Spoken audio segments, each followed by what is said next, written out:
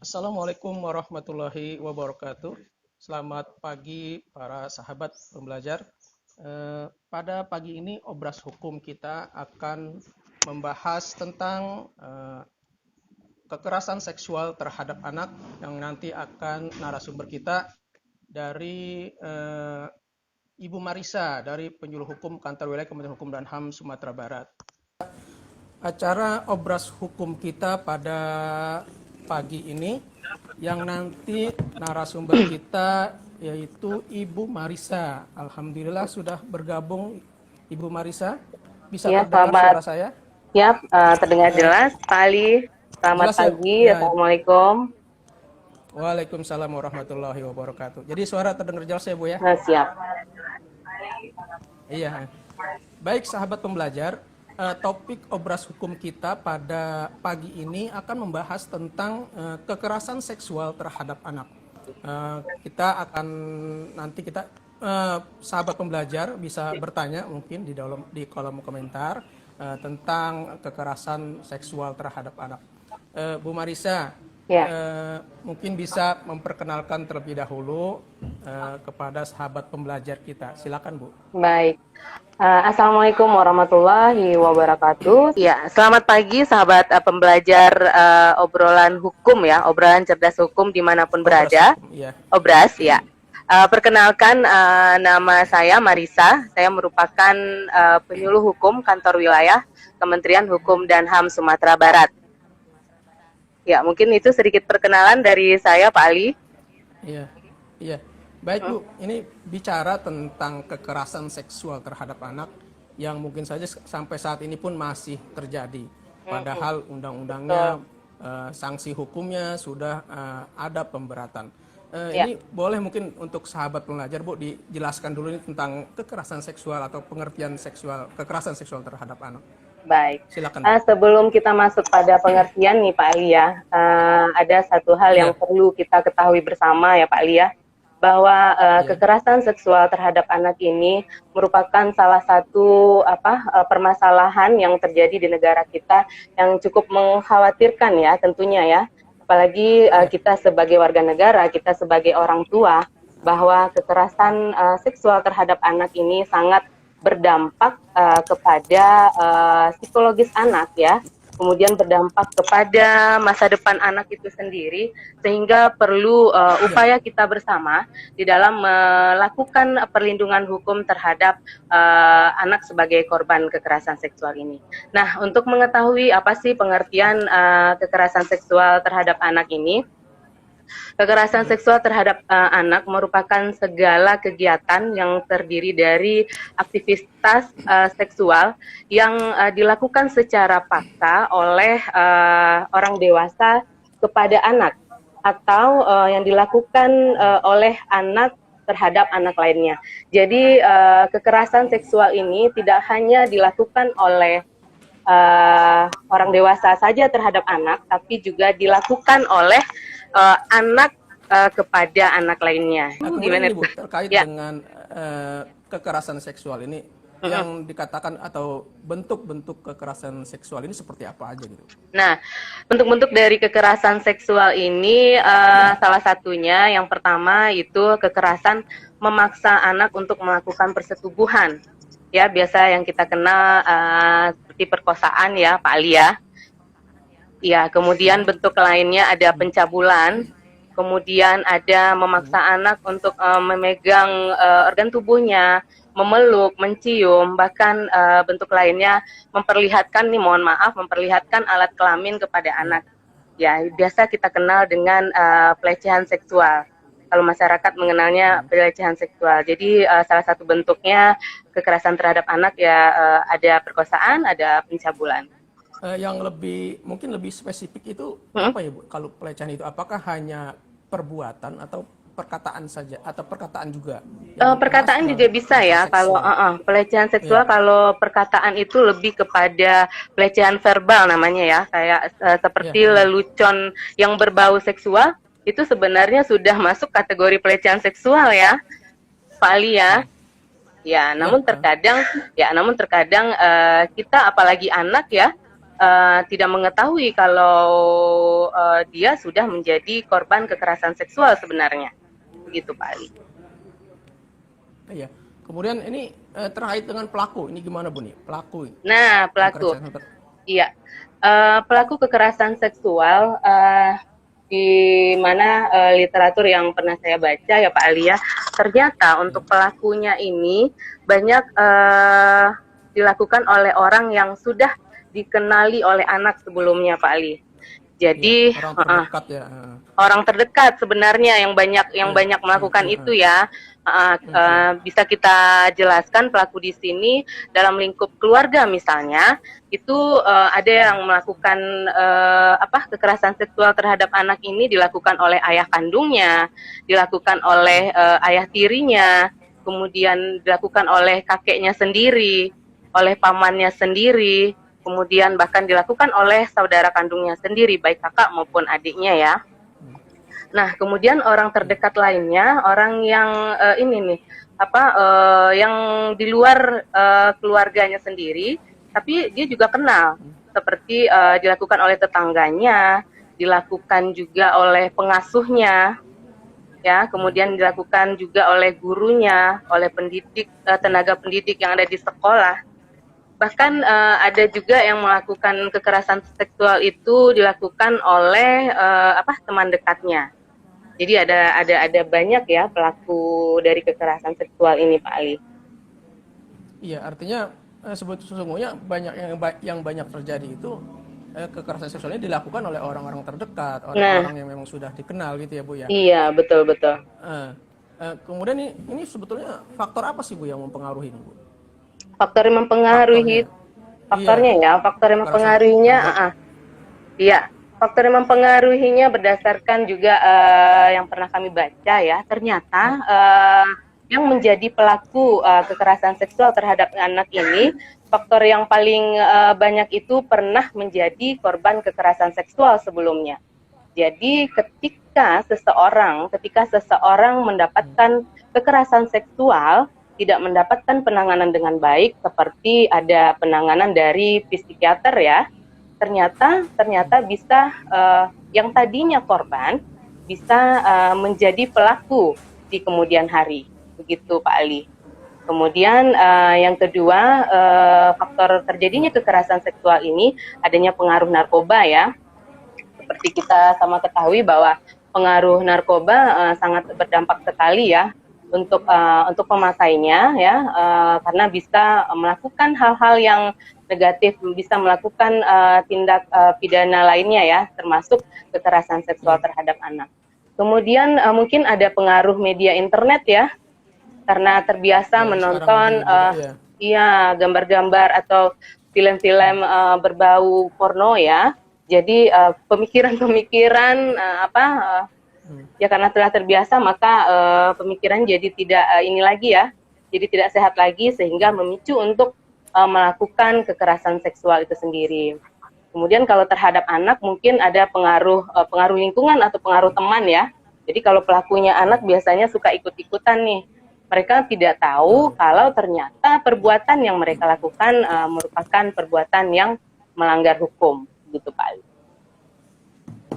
Iya, ini kan kita tahu bahwa ini pelaku ini kan sudah dikenal orang terdekat, seperti mungkin dari di dunia pendidikan misalkan dilakukan oleh gurunya. Iya. Ini sesungguhnya pencegahannya ini seperti apa nih Bu pencegahannya? Karena namanya anak-anak ya kadang-kadang mungkin bisa juga dia nggak mengerti atau memang takut. Nah ini pencegahannya seperti apa nih Bu? Ya. Baik, jadi pencegahan yang bisa dilakukan oleh semua pihak ya, termasuk dimulai dari orang tua, pelaku keluarga, kemudian bisa pencegahan dilakukan di sekolah, ya. Nah, pencegahan yang pertama dilakukan yang dimulai dari keluarga, orang tua harus melakukan pengawasan kepada anak ya Pak Ali ya. Orang tua harus tahu di mana anaknya bermain, di mana anaknya berada, kemana anaknya, dengan siapa anaknya bermain. Walaupun memang orang tua ini tidak bisa mengawasi anaknya secara 24 jam, selama 24 jam, namun tetap orang tua selalu memberikan pengawasan tersebut. Kemudian yang kedua, orang tua sebenarnya dapat memberikan edukasi pendidikan seks sejak dini ya Pak Ali ya. Uh, Ya. Karena gini, masyarakat Indonesia pada umumnya nih agak menganggap tabu ya edukasi seksual ini ya, berbau seksual terhadap anak ya. Sebenarnya itu diperlukan dalam hal memberikan informasi yang ringan-ringan saja kepada anak, seperti menjelaskan kepada anak ada beberapa bagian tubuh dari anak itu sendiri yang tidak boleh disentuh oleh orang lain. Jadi kita bisa memberitahu kepada anak bagian-bagian mana saja yang tidak boleh disentuh. Contohnya bagian wajah ya Pak Ali ya, kemudian mulut, ya, kemudian dada, kemudian alat kelamin, kemudian ada di belakang, mohon maaf ini seperti bokong ya Pak Ali ya. Jadi bagian-bagian tersebut, 5 bagian tersebut kita jelaskan kepada anak, kita beritahukan kepada anak bahwa memang tidak boleh disentuh orang lain, termasuk orang tuanya. Orang tua hanya boleh dalam keadaan tertentu saja ya. Misalnya kalau anaknya masih kecil ya, mungkin ketika anaknya memerlukan bantuan membersihkan ketika berada di toilet, mungkin seperti itu ya. Tapi kalau untuk orang lain memang ditegaskan tidak boleh menyentuh.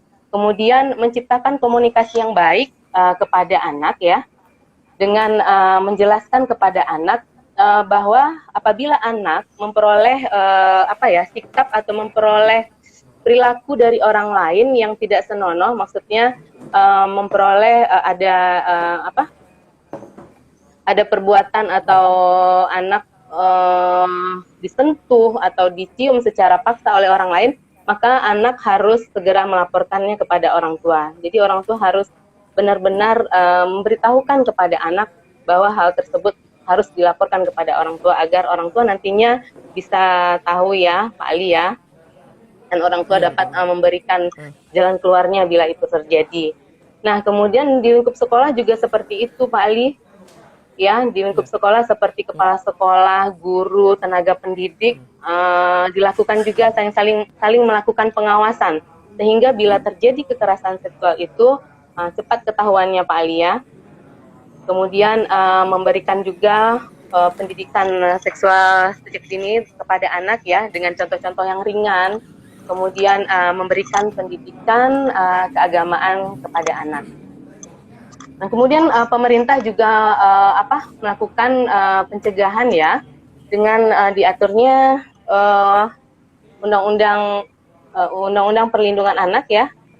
Pemerintah telah mengatur untuk melakukan perlindungan terhadap anak dengan adanya Undang-Undang Perlindungan Anak yang telah dilakukan 2 kali perubahan ya Pak Ali ya. Iya, Pak. Iya, Undang-Undang 35 tahun 2014 dan Undang-Undang nomor 17 tahun 2016 begitu Pak Ali. Iya. Nah, terus kemudian gini Bu, ini kan di dunia pendidikan ini kan terjadi juga kekerasan seksual yang dilakukan oleh guru. Nah ini pengawasannya seperti apa? Mungkin untuk anak-anak yang sudah mendapatkan edukasi dari orang tuanya seperti Ibu tadi sampaikan, ada bagian-bagian tubuh yang tidak boleh disentuh. Nah untuk anak-anak yang mungkin yang tidak mendapatkan itu, kemudian mendapatkan perlakuan atau pelecehan seksual oleh gurunya, ini pengawasan di tingkat pendidikannya gimana Bu? Iya, harusnya sekolah melakukan melakukan pengawasan ya kepada pelaku-pelaku, maksudnya kepada baik itu kepada lingkungan sekolah itu kepada anak. Jadi mungkin nantinya anak bisa melaporkan kejadian kepada guru BK-nya, bisa melaporkan juga kepada kepala sekolahnya, juga bisa melaporkan kepada guru lainnya, selain melaporkan kepada orang tuanya. Iya, kemudian terkait dengan sanksi nih Bu. Sanksi bagi mungkin pelaku kekerasan seksual terhadap anak ini seperti apa sanksinya? Sanksi kekerasan pelaku seksual, untuk sanksi ini bagi anak ya. Untuk sanksi itu diatur di dalam, sudah mengalami perubahan ya. Tadinya diatur dalam Undang-Undang nomor 23 tahun 2002 tentang perlindungan anak. Kemudian terjadi perubahan lagi. Terakhir untuk sanksi itu diatur dalam perubahan kedua Undang-Undang nomor 17 tahun 2016. Nah, untuk sanksi itu terdapat pada pasal 81 mengenai terkait melakukan kekerasan terhadap anak untuk melakukan persetubuhan. Ya, sanksinya pada ayat satunya, 81 ayat 1, sanksi hukumannya apabila seseorang melakukan kekerasan persetubuhan terhadap anak, maka dapat dikenai sanksi pidana penjara paling singkat 5 tahun dan paling lama 15 tahun dan dapat dikenakan denda paling banyak 5 miliar rupiah. Kategori sanksinya ini ada macam-macam ya Pak Ali ya. Iya. Ya, apabila dilakukan oleh orang tua, wali, kemudian mempunyai hubungan dengan anak, kemudian dilakukan oleh pendidik, tenaga pendidik, ya, kemudian dilakukan lebih dari satu orang secara bersama-sama, ya, itu sanksinya dapat ditambah sepertiga dari sanksi pidana yang telah disebutkan tadi. Kemudian penambahan sanksi pidana sepertiga ini juga berlaku bagi orang yang telah pernah mendapatkan hukuman ini ya, persetubuhan ini sebelumnya ya, atau dikenal juga dengan residivis ya, Pak Ali ya. Iya, pengulangan ya Bu ya. Iya, pengulangan. Iya, betul-betul. Ya. Jadi ada penambahan sepertiga di sana. Kemudian bagaimana kalau korban ditimbulkan lebih dari satu orang, kemudian korban mengalami gangguan jiwa, kemudian korban juga mengalami hilang atau terganggunya reproduksinya, kemudian menyebabkan kematian ya, maka dapat diberikan sanksi hukuman mati, hukuman seumur hidup, atau paling sedikit hukuman penjara, paling sedikit itu 10 tahun dan paling lama 20 tahun. Begitu Pak Ali. Nah, di dalam Undang-Undang Nomor 17 Tahun 2016 ini sudah terdapat sanksi tambahan di sana. Pidana tambahan di sana. Ya. Yang undang-undang yang terbaru ya, yang perubahan. Ya, perubahan yang kedua itu sudah tidak hanya pidana pokok yang ditampilkan, tapi di situ juga ada pidana tambahan. Pidana tambahan untuk yang melakukan kekerasan terhadap anak dalam persetubuhan ini, maka pidana tambahannya dapat berupa pengumuman identitas pelaku.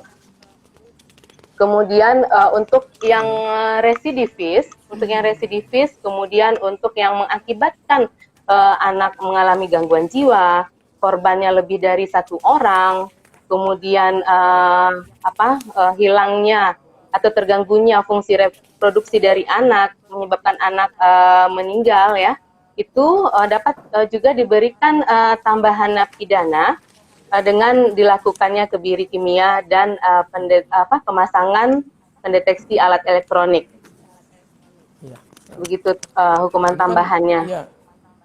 Iya. Kalau dilihat dari sanksi hukumnya bagi pelaku kekerasan seksual ini kan menurut saya nih udah cukup berat sampai betul. Ada hukuman kebiri kimia. Tapi sampai saat ini itu masih terjadi, ini apa sih sebabnya? Nah, padahal undang-undangnya kan sudah sanksi hukumnya itu udah cukup berat kan sampai. Sudah cukup berat ya Bang Ali ya. Iya, penyebabnya apa ya? Tapi kenyataannya masih terjadi juga ya.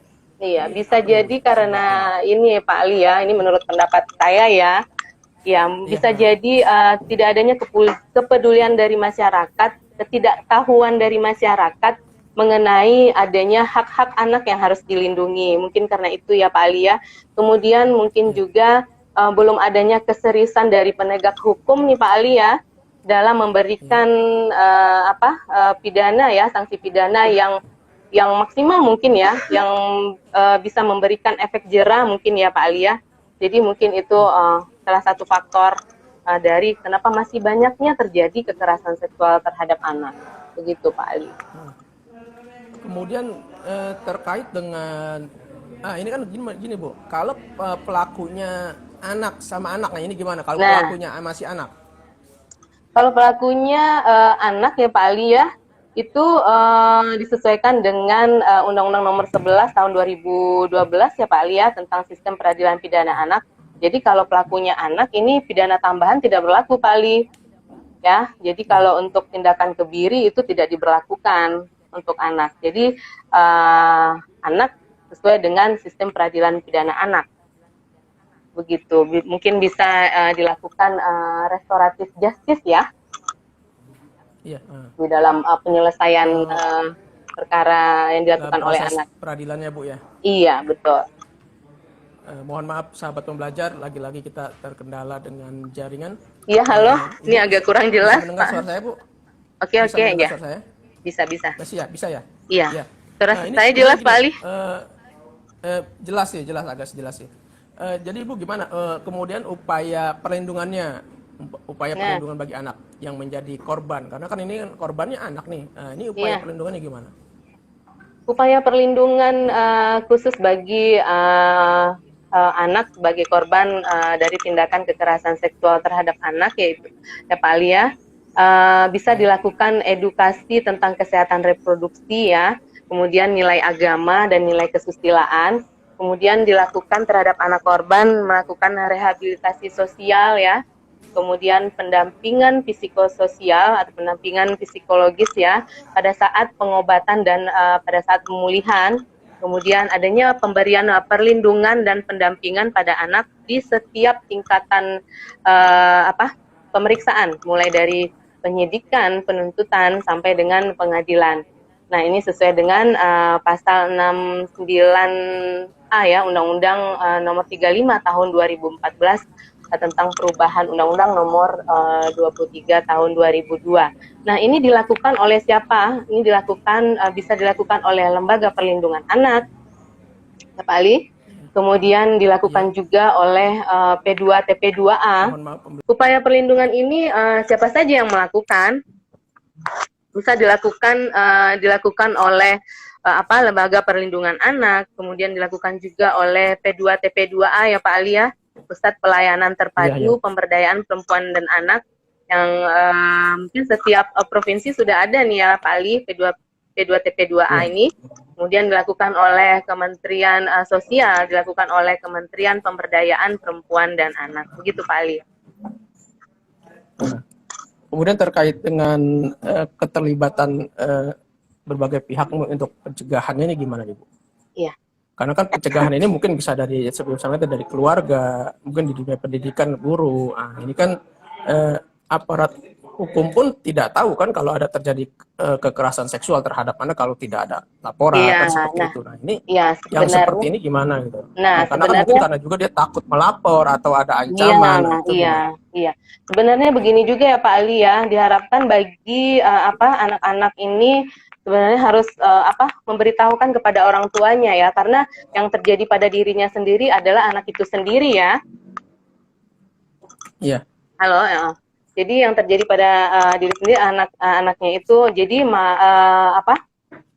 harusnya orang tua harus mengetahui kondisi anak, dan nantinya orang tua bisa melaporkan kepada yang berwajib. Kemudian tentunya orang tua bisa juga meminta pendampingan kepada P2TP2A ini ya Pak Ali. Nantinya P2TP2A atau perlindungan anak ini akan melakukan pendampingan psikologis terhadap anak sebagai bentuk upaya dalam melakukan penyembuhan terhadap anak. Ya, kemudian ini Bu, kalau terkait dengan pembuktian, nah biasanya ini pembuktian yang agak membuktikan bahwa korban atau anak ini telah atau sebagai korban kekerasan seksual, ini pembuktiannya bahwa anak telah menjadi korban kekerasan seksual. Ini bagaimana? Karena kan biasa dilakukan terpisah, tidak di depan umum dan gitu. Nah, ini agak sulit. Untuk pembuktian untuk pembuktian itu sendiri ya Pak Ali, mungkin bisa setelah kita melapor itu mungkin bisa dilakukan visum ya Pak Ali ya. Visum et repertum ya.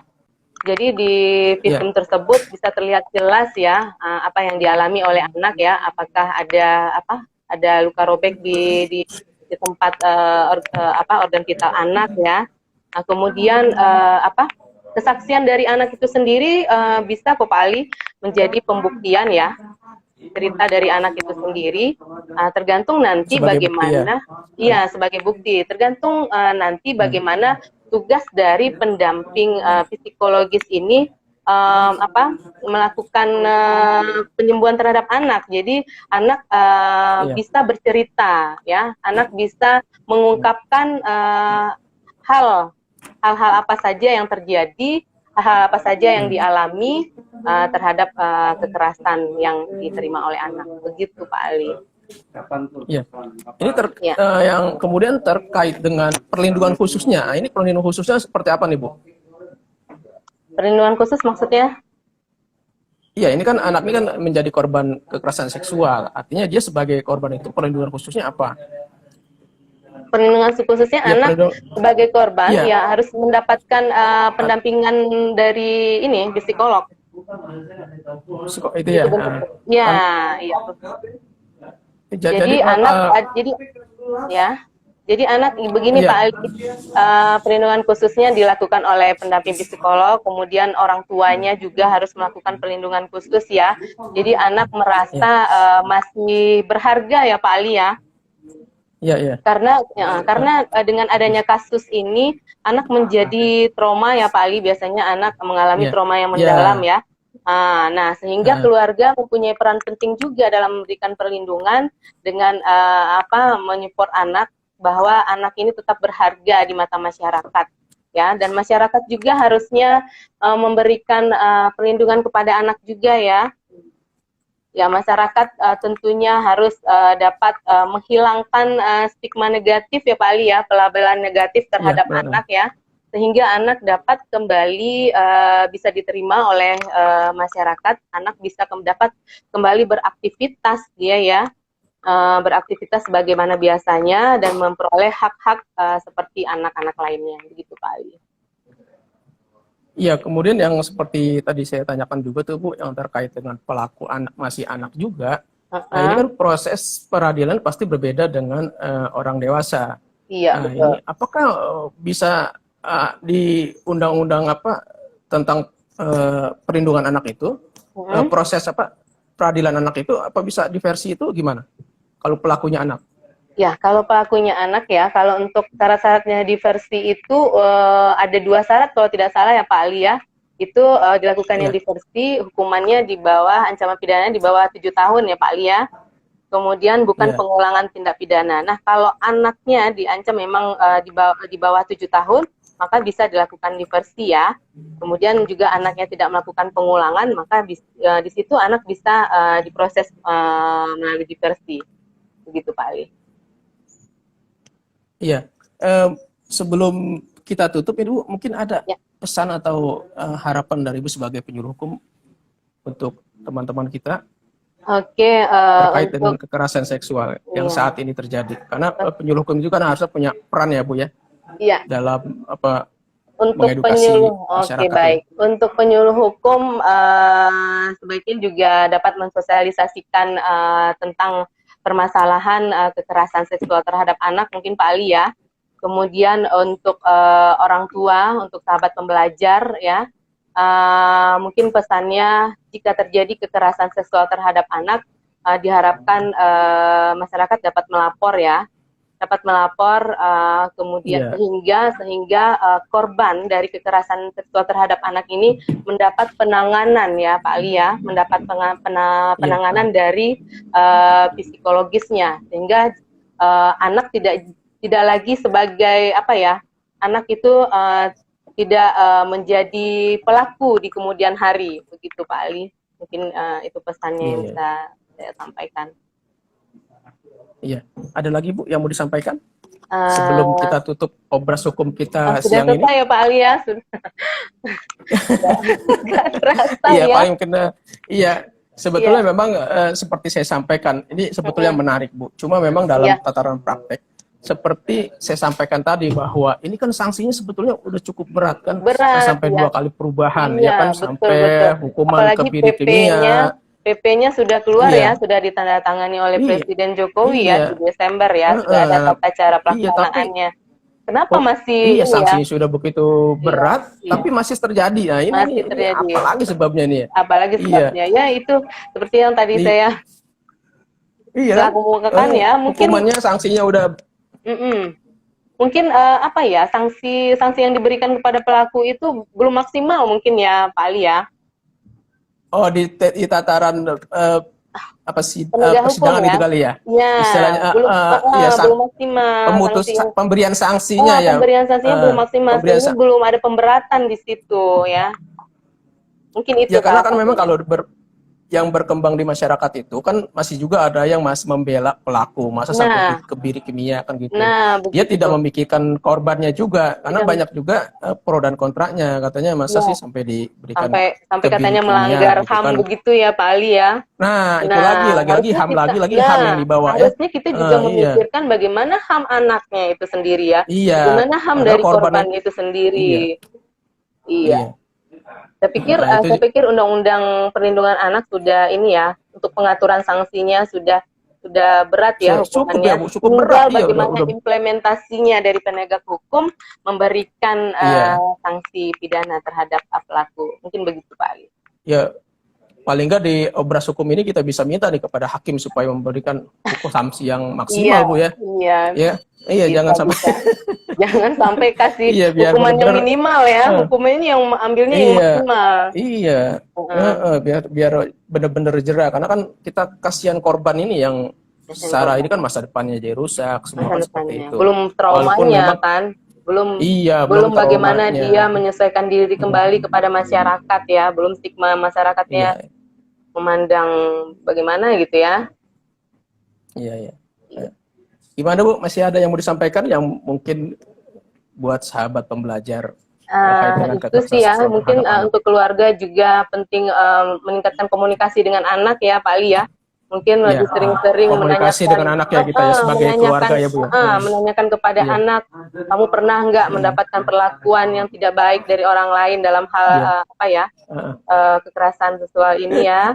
Pernah. Jadi harus sering-sering ditanyain anaknya Pak Ali. Betul, iya. Nah, biar orang tua Berarti tahu ya. berarti dimulai dari orang tua Bu ya, kita sebagai orang tua Iya, Bu ya, betul. untuk berkomunikasi dengan anak terkait Betul. dengan apa saja yang boleh dilakukan dan tidak boleh dilakukan orang lain terhadap dirinya Bu ya. Iya, Terkait betul. dengan kekerasan seksual, untuk menjaga dirinya, mana bagian yang boleh, yang Mana tidak boleh bagian tidak disentuh boleh. oleh orang lain itu ya Bu ya. Oke. Yang paling Iya. penting dari keluarga Bu ya. Paling Dan penting itu masyarakat juga dasarnya, hendaknya dasarnya berperan keluarga aktif ya. dulu. Iya. Ya, dari keluarga dulu, Iya. kita memberikan edukasi kepada anak kita bahwa jangan sampai terjadi kekerasan seksual terhadap dirinya ya Bu ya. Iya, betul. Ya. Itu aja Bu ya. Oke. Baik. Terima kasih Pak Iya. Ali. Saya juga mohon maaf apabila ada Sama-sama. kekurangan dan salah-salah penyebutan ya Pak Ali ya. Iya, mudah-mudahan Bu, obras hukum kita ini bermanfaat untuk masyarakat kita dan sahabat pembelajar. Baik sahabat pembelajar, demikian obras hukum kita pada pagi ini. Mudah-mudahan apa yang disampaikan narasumber kita, Ibu Marisa dari Penyuluh Hukum Kantor Wilayah Kementerian Hukum dan Sumatera Barat, bermanfaat. Demikian, wassalamualaikum warahmatullahi wabarakatuh. Salam pembelajar.